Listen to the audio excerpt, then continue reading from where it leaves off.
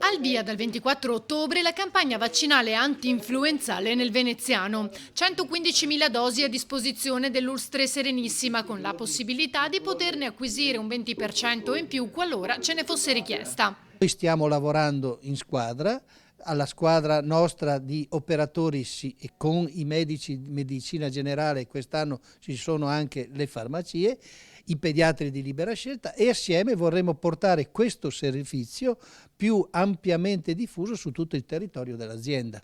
I cittadini, come già sperimentato durante la pandemia, potranno ricevere il vaccino anche nelle farmacie. Sono coinvolte circa 50 farmacie delle circa 200 che abbiamo nel nostro territorio, che hanno dato la loro disponibilità in base, come dicevo prima, a un protocollo nazionale di collaborazione. I pazienti potranno rivolgersi appunto presso le farmacie, oltre che presso gli studi di medicina generale e anche presso i nostri hub, dove verranno fatte comunque anche delle vaccinazioni anti-influenzali.